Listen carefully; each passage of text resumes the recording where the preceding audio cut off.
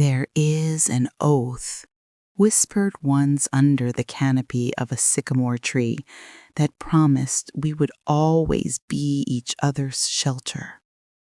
We were four, a perfect square knot. We believed that oath was stronger than blood, more durable than time. I am going to tell you how that knot was deliberately, meticulously undone. Not by a stranger, but by the one we let into our sanctuary. This is a story about a betrayal that did not come with a shout, but with a whisper. It did not break down the door. It was handed a key. If you have ever trusted completely and felt the world tilt when that trust was proven to be an illusion, then you understand the silence I am about to break. This journey leads through that pain and out the other side to a peace you rebuild with your own two hands. My name is Elara. To understand the fall, you must first understand the castle we built. My childhood was a beautiful, empty house. My parents loved me, I suppose, in the way one loves a portrait on a wall, from a distance, with appreciation, but without touch. Their world was deadlines and bottom lines. My emotional needs were messy, inefficient. So I found my solace in the earth. At age 10, I found a giant sycamore tree in Ravenswood Park. Its bark peeled in puzzle pieces, and its leaves whispered secrets when the wind blew. It became my true home. It was there I learned that to feel rooted, I had to become the roots for others. If I could be needed, I could not be abandoned. This is the flaw in my foundation, the crack where the darkness would eventually seep in. I built my worth on being the cornerstone for others, never realizing that some people see a cornerstone and think only of how to dislodge it for their own gain. The first person I brought to the tree was Maya. We met in Professor Albright's poetry seminar. Where I was quiet observation, she was a thunderclap. She wore her trauma like a badge of honor, a shield of spiky leather and defiant lyrics. Her family was a storm of noise, and she was always fighting to be heard. One afternoon, I found her crying behind the library, furious at her own tears. I didn't offer advice. I just sat with her. And when she was done, I said, I know a place where the world gets quiet. I took her to the sycamore. She pressed her palm against its trunk, and for the first time I saw her stillness.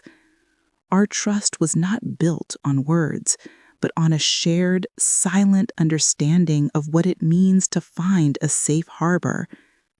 She was my first oath. Leo came next, my computer science lab partner. He was a symphony of logic, his mind a neatly organized library. I was the chaotic, creative mess who couldn't code her way out of a paper bag. He found my perspective fascinating, not frustrating. You see the forest, he once said. I see the lines of code that generate each tree. I brought him to the tree, and he didn't see poetry. He saw biology, physics, the magnificent algorithm of nature. It was his way of worshiping. Maya's fire and Leo's ice should have clashed, but instead they created a perfect climate for growth. our trio was complete, or so I thought. I met Julian at the Pages for Promise book drive I was coordinating. He volunteered with a disarming smile and an effortless competence. He seemed to anticipate every need. When we talked, he reflected my passions back at me with such intensity, it felt like looking into a soul mirror. He spoke of a past that was a collection of empty rooms, of learning to be his own parent. He shared just enough, the curated pain to trigger every one of my nurturing instincts. Here was someone who needed the sanctuary of the sycamore tree. I, the self-appointed keeper of the hearth, invited him in. I introduced him to Maya and Leo. It was a test, and he passed flawlessly. With Leo, he discussed the ethics of AI and the elegance of coding. With Maya, he spoke about the raw emotion in a Basquiat painting. He was a key that had been perfectly crafted to fit our lock. The problem started here, in these earliest days, but they were invisible, odorless, like carbon monoxide. He began his work not with lies, but with truths. He would listen to Maya vent about a critic and later say to me, "You handle her intensity with such grace, I don't know how you do it." A compliment to me, a subtle seed of doubt about Maya's volatility. He would agree with Leo's practical plan for a group vacation, then muse to me, "It's so noble of you to go along with it when I know you'd love just a weekend of spontaneous adventure." He was not driving wedges, he was placing them gently, so that the natural pressure of our relationships would do the work for him. He was studying the blueprint of our trust, and he was learning where to place the charges. The decision to rent the old Victorian on Maple Lane felt like the next natural step. It was a physical declaration of our bond. We called it the Sycamore House. We painted the rooms together. Leo's office was a model of minimalist order. Maya's studio was a glorious explosion of color and canvases. Julian's room was tasteful, perfect. It reflected nothing of a true self because it was designed purely to impress. This is where his campaign intensified. In a house of four, he made himself the central switchboard. "Hey, Elara, Leah was asking about the grocery list. I told him I'd check with you." Maya seemed really on edge about that gallery showing. Maybe give her some space today. He positioned himself as the indispensable facilitator, the diplomat. The first year in the Sycamore House was, for the most part, a beautiful lie. It felt like we were living inside a dream we had all collectively dreamed. But dreams, by their nature, are fragile.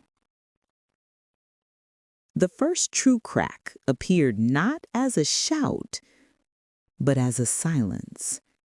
It was Leo who noticed it first. His mind, engineered to find patterns, detected an anomaly. We had all made our initial deposits into the Sycamore Fund. Leo, ever meticulous, wanted to see the official account statements to update his spreadsheet. He asked Julian casually over dinner, "Hey, Jules, can you pull up the latest statements for the fund? I want to project our quarterly growth." Julian didn't miss a beat. He took a sip of wine, his expression one of mild, apologetic frustration. "The online portal is down for maintenance this week. The bank is doing a major system upgrade. It's a nightmare. I'll get them the second it's back up."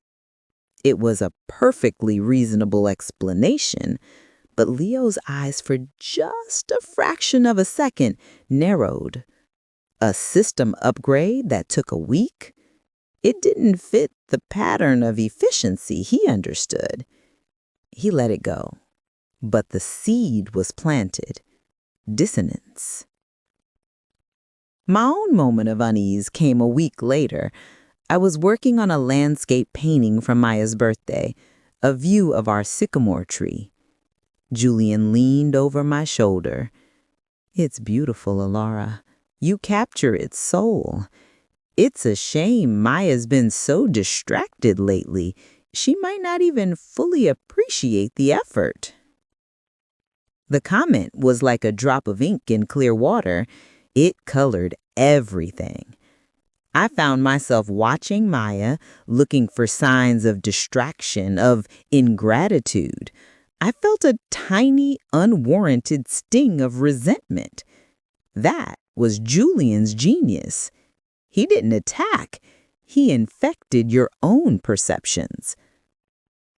Maya, whose artist intuition was her compass, felt the shift in the air one night. "What's with you two lately?" she asked me, her voice uncharacteristically hesitant. "You and Julian seem thick as thieves now. It's like you have your own secret language." I dismissed her. "Don't be silly, Maya. We're all a team." But I felt a flicker of defensiveness. Julian had successfully isolated me, making my oldest friend's concern feel like an attack. The unraveling accelerated with the first financial discrepancy. Leo's company gave him an unexpected bonus. He decided to put the entire sum into the Sycamore Fund. He emailed Julian the digital transfer confirmation. A day later, Julian called a house meeting. His face was a mask of grim concern. He had printed out a single sheet of paper, a bank statement. He slid it on the coffee table. "Leo," he said, his voice heavy, "the bonus deposit, it didn't go through." Leo stared at him. "That's impossible. I have the confirmation right here." He pulled out his phone. "I know," Julian said, raising a placating hand. "I see it on your end, but on the fund's end, nothing. I spent 3 hours on the phone with the bank today. They said there was a glitch in the system during the transfer. Funds lost in the ether. They're investigating." The air left the room. A glitch? Lost funds? This was no longer a minor inconvenience. This was the inciting incident, the first tangible proof that something was wrong. Maya, who had been simmering with quiet unease, erupted. "A glitch? What does that even mean? How does money just disappear?" "I don't know, Maya." Julian's voice cracked with a believable strain of frustration. "Do you think I'm not tearing my hair out over this? This is our future." I watched the exchange, my heart pounding. My role as the glue kicked in. Everyone just breathe. Julian is handling it. He's as upset as we are. I was defending him. Automatically. I was smoothing over the crack instead of examining it. But Leo was silent. He was staring at the statement, his brow furrowed. His analytical mind was whirring, cross-referencing facts.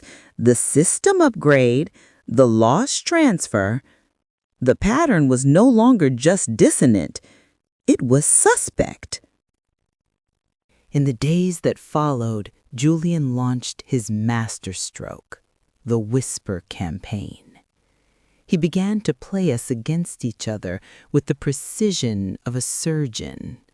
He found me alone in the kitchen. "Elara," he sighed, running a hand through his hair. "I'm worried about Leo. He's been so obsessive about this money. It's not like him. I think the pressure at his job is getting to him. He's seeing conspiracies where there are just bureaucracies." Then he would corner Maya in her studio. "I know you think I'm incompetent, Maya, and maybe you're right, but you have to believe me. I'm trying to fix this. Elara is so stressed she can't handle any more conflict. We have to be the strong ones for her." He was isolating us. To me, he framed Leo as paranoid and Maya as a source of conflict. To Maya, he framed me as fragile and himself as a fellow protector. To Leo, he said nothing, because Leo's silence was more dangerous than his words. The trust between us, once a solid block, was now riddled with internal fractures. We stopped talking to each other and started talking about each other. The Sycamore house, once filled with light and laughter, was now a gallery of tense silences and forced smiles. The final straw for me was a small, brutal thing. I found a note in Leo's precise handwriting left on the counter. It was a list. Questions for Julian regarding Sycamore Fund. It itemized every inconsistency, every delayed statement, every glitch. At the bottom, he had written, "Motive." My heart didn't sink, it froze. Motive? Leo thought one of us had a motive? He thought one of us was capable of what? The word theft formed in my mind, cold and horrifying. I couldn't breathe. This was the blindsided moment, not by Julian, but by the realization that our family was broken. The foundation was gone. That note was a bucket of ice water. It shocked me out of my role as the nurturing peacemaker. The fear of conflict was suddenly outweighed by the terror of losing everything. I couldn't go to Maya. Julian had too successfully painted her as volatile. I couldn't go to Leo. He was the one suspecting someone. I had to become the investigator. I had to trust the evidence, not the people. A devastating pivot for someone like me. My first move was to go to the source of our original bond, the sycamore tree. I needed its silence, its stability. Sitting with my back against its familiar trunk, I made a plan. Julian had all the digital records, but he was arrogant. He believed in his own performance. He might have gotten sloppy with physical evidence. The next day, I waited for the house to empty. My hands trembled as I approached the door to Julian's room. It was unlocked. The room was, as always, impeccably clean. It felt like a hotel room, a stage set, not a home. I went to his desk, locked drawers. My eyes fell on a small, fireproof lockbox tucked away on the top shelf of his closet. It was out of place, too utilitarian for his curated aesthetic. My heart hammered against my ribs. This was it. I didn't have the key, but I remembered Leo mentioning once, offhandedly, where he kept a spare set of tools for household emergencies. I found the small magnetic box under the kitchen sink. Inside, among the screwdrivers, was a set of lock picks, a hobby he'd once dabbled in. Sweat beaded on my forehead. This was a violation of a trust that was already shattered. I worked at the lock for what felt like an eternity until finally, with a quiet click, it opened. Inside, there were no stacks of cash, just a single slim notebook and a sealed envelope. I opened the notebook. The first few pages were mundane notes, reminders. Then the entries changed. They became a ledger, but not for the Sycamore Fund. It was for an account in the name of Sycamore Ventures, LLC. Our money was being moved in increments into this separate entity. The dates corresponded with every glitch and delay he had reported. But it was the final pages that stole the air from my lungs. They were not financial notes. They were psychological profiles. My profile. Elara. Core need, to be needed. Fear, abandonment. Control by positioning self as her primary emotional support. Isolate from M and L. Maya. Core need, to be heard. Fear, being controlled. Control by validating her outsider status. Frame E and L as conformists. Leo. Core need, order. Fear, chaos. Control by creating bureaucratic chaos. Frame his logical questions as paranoia. He had been using our deepest wounds as a playbook. This was the surprising backstory, not of his past, but of his present manipulation. He hadn't just stolen our money, he had methodically stolen our sense of reality, our trust in each other, weaponizing our own hearts against us. I picked up the sealed envelope. It was addressed to a name I didn't recognize, Arthur Finch. And in the corner, in small print, Peak View Oncology Ward. The world tilted. Nothing made sense. Who was Arthur Finch? What was an oncology ward? The betrayal was deeper and more complex than I could have ever imagined. The money was just a symptom. The disease was him.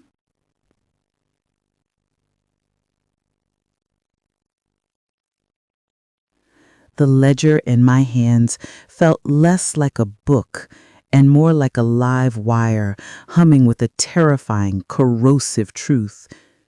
Julian hadn't just stolen from us, he had studied us. Our fears, our needs, our deepest insecurities were reduced to tactical bullet points in his campaign of control.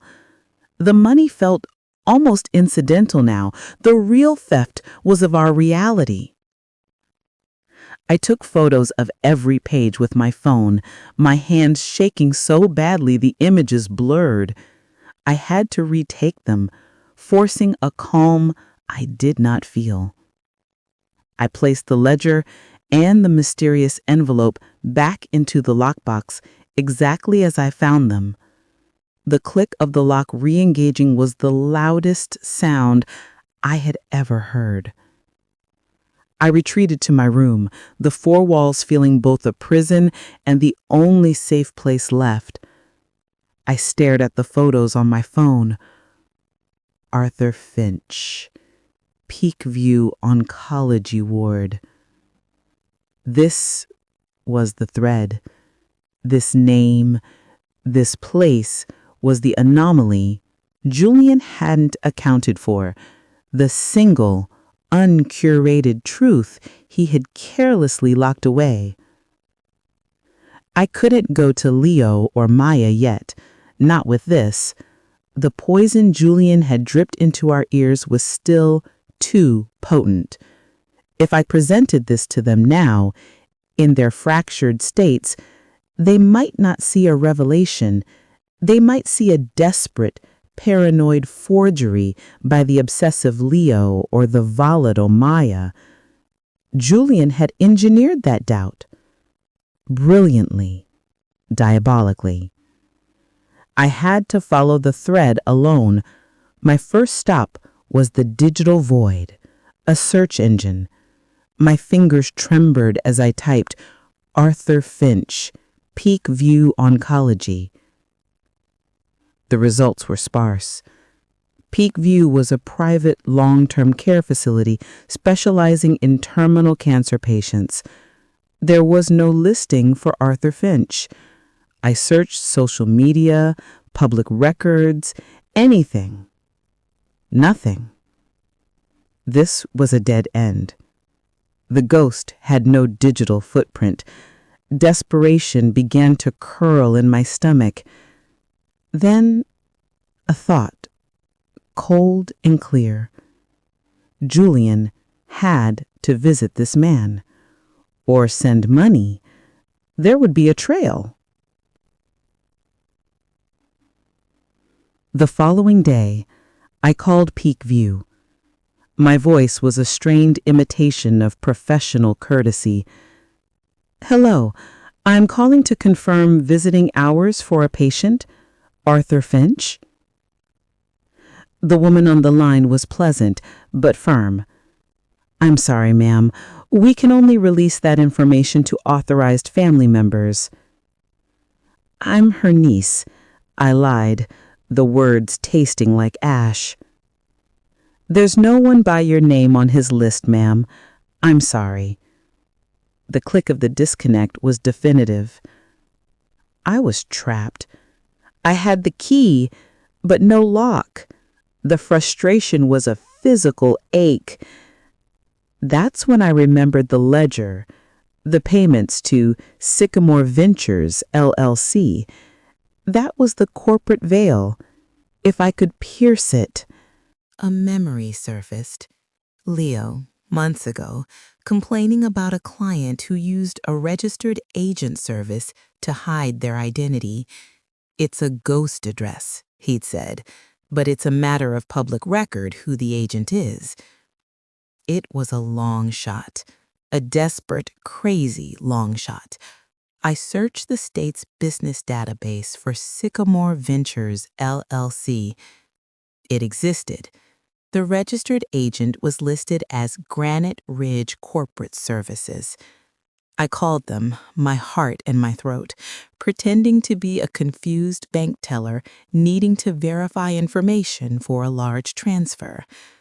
The man on the phone was bored and bureaucratic. The managing member for that entity is a Julian Moss. He gave me an address. It was a P.O. box in a town 2 hours away. Another dead end. But as I was about to hang up, driven by a last wild impulse, I asked, "And is there any other name on file? An Arthur Finch?" There was a rustle of papers. My breath caught. "Yeah, actually," the man said, sounding surprised. "He's listed as the beneficiary. Funny, we don't see that often." The world narrowed to that single pulsing fact. Beneficiary. Julian was not just stealing for himself.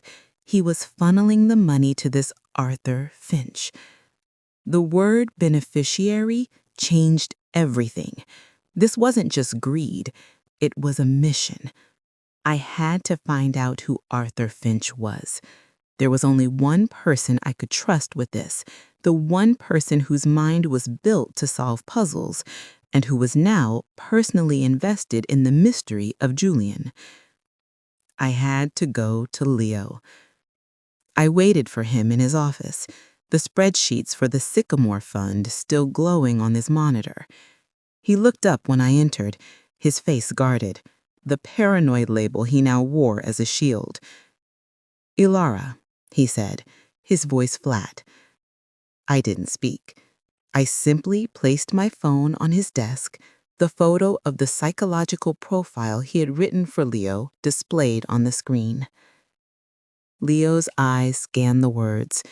Control by creating bureaucratic chaos frame his logical questions as paranoia.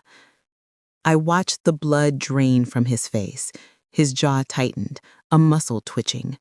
The emotion he had been suppressing, the betrayal, the fury, flashed in his eyes before being ruthlessly suppressed by logic. "Where did you get this?" he asked, his voice dangerously quiet. "I found his playbook," I whispered. I showed him the rest, the ledger, the transfers, the notes on all of us. I told him about Arthur Finch. The change in Leo was instantaneous. The confusion and hurt were gone, replaced with a cold, focused intensity. The problem had shifted from an emotional crisis to a logistical one. He had a target. He had data. "This is no longer a friendship," he said, his fingers already flying across his keyboard. "This is a forensic audit." With his technical skill, layers of Julian's deception began to peel away. He traced the P.O. box, cross-referenced it with Julian's personal bank records, which he, with the grim smile, admitted he'd already been secretly monitoring, and found automated monthly payments to Peak View Oncology. "He's not visiting," Leo concluded. "He's paying. He's covering Arthur Finch's medical bills." "But who is he?" I asked, the mystery deepening. His fingers paused. "There's one way to find out. We go there." The drive to Peak View was silent, thick with a dreadful anticipation. The facility was a serene, low-built complex nestled in rolling hills, a beautiful place to face the end. At the front desk, we used a different tactic. Leo, with his innate air of authority, did the talking. "We're here to see Arthur Finch. We're associates of Julian Moss. He asked us to check on him regarding the financial arrangements." The nurse at the desk smiled. "Oh, Mr. Moss is so good to him." "It's down the hall, room 214. He's awake today, but he's very tired." We walked down the hushed hallway, the smell of antiseptic and air freshener filling my lungs. Room 214. The door was slightly ajar. We pushed it open. The room was dim, a single window looking out onto a garden. In the bed lay an old man, frail beyond his years, his skin pale and stretched tight over his bones. An IV drip was connected to his arm. His eyes were open, clouded with morphine, but aware. He turned his head slowly as we entered. A faint frown creased his forehead. "Mr. Finch?" I said, my voice barely a whisper. "Who are you?" he asked, his voice a dry rustle. We're friends of Julian's," I said, the lie feeling even more grotesque in this room. The old man's eyes changed. A deep, bottomless sadness filled them. "Julian," he repeated, the name a sigh. "My boy." The world stopped. "My boy. He takes such good care of me," Arthur whispered, his gaze drifting to the window. "After everything, after I failed him, he still does this, sends all that money. I tell him to stop, to live his life, but he won't listen. The guilt, it eats him." "Guilt?" Leo asked, his voice uncharacteristically gentle. Arthur Finch's eyes welled with tears. "He was just a child. I was his last foster father. I got sick. The cancer. I had to send him back. I couldn't care for him. I promised him a home, a real home, and I broke that promise. I sent him away." A single tear traced a path through the wrinkles on his cheek. He told me he's a successful businessman now. He said he fixed it, that he would never let me be abandoned again. He said he found a new family to help him. The pieces, the terrible, heartbreaking pieces, slammed into place. Julian's bottomless emptiness, his transactional view of love, it wasn't just the foster system. It was this, the ultimate abandonment by the one foster parent who had perhaps shown him real kindness. He was robbing us, his new family, to pay a debt of guilt to the old one. He was trying to buy back the security he lost, to fix the past by bankrupting the present. He wasn't just a predator. He was a wounded, terrifyingly broken child, lashing out with the only survival tool he had, manipulation. The betrayal was now layered with a horrifying, tragic understanding. We left Peakview in a state of shock. The anger was still there, white-hot and righteous, but now it was mixed with a complex, unsettling pity. We drove straight to Maya's studio. We found her surrounded by canvases, her eyes red-rimmed. She looked at us with a mixture of defiance and fear. I didn't say a word. I just showed her the photos on my phone, the ledger, her psychological profile. I watched the fire in her eyes shift from defensive anger to a cold, pure fury. Then I told her about Arthur Finch. I told her about the sick, tragic engine driving our betrayal. The fire in her dimmed, replaced by a profound, weary sadness. "Oh, God," she whispered, sinking onto a paint-stained stool. "The poor, sick bastard." We were united again. The square knot retied not in innocence, but in shared trauma and a grim common purpose. Back at the Sycamore house, we planned our move. This would not be a screaming match. This would be a surgical strike. "We have all the evidence," Leo said, his voice calm and precise. "The ledger, the bank trails, the testimony from Arthur Finch. We present it as a fact pattern. We do not engage emotionally. We state our demands. We get our money back, every last cent," Maya said, her voice like steel. "And then he leaves," I said, the finality of the words chilling me. "He leaves this house, and he leaves our lives for good." We knew he would be home at 7 p.m. We arranged the evidence on the kitchen table, printed copies, highlighted and annotated by Leo. We sat, the three of us, a united front, and waited for the key to turn in the lock. The stage was set for the final act. The reckoning was no longer a fear. It was a necessity. We were about to confront the architect of our ruin, armed with the one thing he never calculated we would find, the unvarnished truth. The click of the key in the lock was the trigger. Julian entered the Sycamore house, his expression the usual carefully crafted blend of mild fatigue and contentment. "Hey, team," he started, but the words died in his throat. He saw us, the three of us seated at the kitchen table, not eating, not laughing, just waiting. And he saw the documents spread before us like a prosecutor's exhibit. His eyes flickered from the printed ledger to the highlighted bank trails to our faces, stone cold and resolved. In that single unguarded moment, I saw the chameleon vanish, all the masks fell away, and what was left was just a cornered animal, calculating its escape. "Elara, Leah, what's all this?" he asked, his voice straining for lightness, but landing on a brittle edge.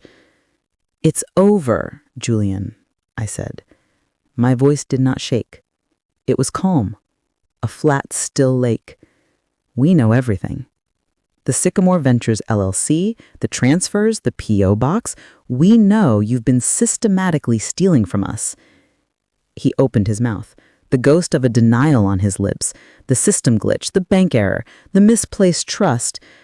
But he saw the absolute certainty in Leo's eyes and the cold fire in Maya's. He knew the performance was over. So he changed tactics. His shoulders slumped and his face crumpled into a performance of shame. You found out. He ran a hand through his hair, the picture of a tortured man. I don't know what came over me. I was in debt. A gambling problem. I was terrified. I was going to pay it all back, I swear. He was good. So good. If we hadn't been to Peakview, it might have worked. We might have felt a shred of pity. But that's not the whole story, is it, Julian? Maya said, her voice low and sharp. Tell them who Arthur Finch is. The name hit him like a physical blow. He staggered back a step, all color draining from his face. The performance shattered completely, replaced by raw, undiluted panic. You had no right, he whispered, his voice cracking with venom I had never heard. We had every right. Leo's voice was like a hammer on anvil, loud and final in the quiet room. You stole from us. You lied to us. You psychologically manipulated us using our deepest fears. You do not get to talk about rights. You don't understand, he cried, his composure obliterated. He was dying. He was the only one who ever, and I had to send him away. I had to make it right. I needed the money to save him. And you decided our future was the price for his? I asked, the grief I had been holding back finally seeping into my voice. It was never a family, he screamed. It was a transaction. You took me in because you felt sorry for me, because it made you feel good about yourselves. I was just another project for Elara, a fascinating specimen for Leo, a charity case for Maya. I was just playing the role you all wanted me to play. The silence that followed was deafening. It was the core of his sickness laid bare. He could not comprehend a love that was not conditional, a bond that was not transactional. In his twisted reality, he wasn't destroying something real. He was just winning a game he believed we were all secretly playing. There is no debt to be paid, Julian, I said, my voice weary with the weight of this final truth. There is only the money you took. You will liquidate Sycamore Ventures and return every penny to our individual accounts within 72 hours. You will provide Leah with all the documentation to prove it. And then, Maya said, standing up, her presence filling the room, you will pack your things, you will get out of this house, and you will never contact any of us again. He looked at us one last desperate time, his eyes searching for a crack, a lever, a way back in. He found nothing but a wall of grim finality. The chameleon had no color left to blend into. He gave a single jerky nod. Without another word, he turned and walked upstairs. We heard the sounds of drawers opening and closing, of a suitcase being zipped. Within an hour, he was gone, the door closing behind him with a soft, definitive click. The house was ours again, but the silence he left behind was a ghost. The days that followed were not a victory march. They were a cleanup, a reckoning with the aftermath. The money was returned as demanded. The legal documents were signed, severing all ties. The Sycamore house felt cavernous and haunted. We moved like ghosts through it, tiptoeing around the spaces he had occupied, flinching at the memories held in every object. We tried to talk, but the words were clumsy. Julian's poison had done its work. The trust between us was like a shattered vase, glued back together. You could still see the cracks. The healing began not with a grand gesture, but with a small, quiet one.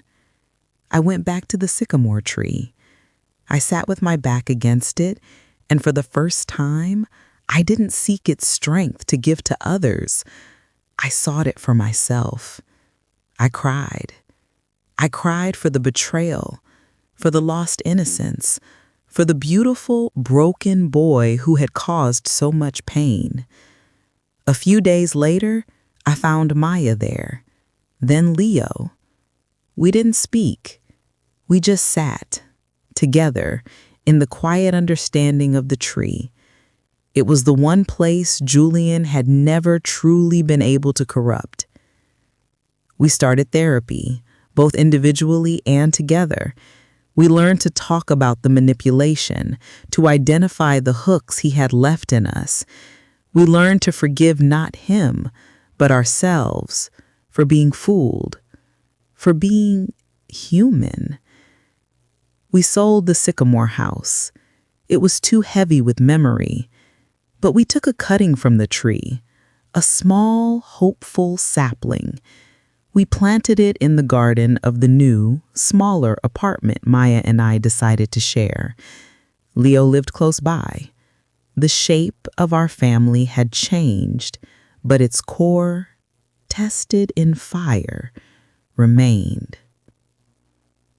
The quiet victory came on a Sunday morning. I was in the new garden, watering the sycamore sapling.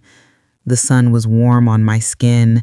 Maya was painting on the balcony, and Leo was bringing over coffee. I felt a sense of peace, not the fragile, performative peace of before, but a deep, earned inner peace. It was not the absence of pain, but the integration of it. The scar tissue was strong. I had reclaimed my narrative. I was no longer just the nurturer. I was the survivor. And so, my dear listener, we arrive at the hearth. The fire is low, the embers glowing. This story was never about Julian. It was always about us. About what we choose to do when the sanctuary we built is violated. Some people are born into empty rooms, and they spend their lives trying to tear down the houses of others, believing that if they cannot have a home, no one should. Their betrayal is a reflection of their inner emptiness, not a measure of your light. The path to healing is not found in revenge, but in reclamation. You reclaim your money, your space, your story, and most importantly, your truth. You learn to trust the evidence of your eyes and heart, even when a masterful voice is whispering lies into your ear. The most powerful boundary you will ever set is not a shouted no, but a quiet, final, "This ends now." It is the ultimate act of self-respect. The oath of the sycamore tree was broken, but from its shattered pieces, we built a new promise, an oath to ourselves, to honor our own boundaries, to listen to our own intuition, to understand that while we can be kind, we are not required to be a sanctuary for those who come with torches. Your peace is your most sacred territory. Guard it, nurture it, and if it is ever invaded, know that you have the strength to reclaim it brick by brick until the walls are yours again, and the dawn that breaks through the window is yours alone. You are the architect of your own peace, and that is the most powerful story you will ever write.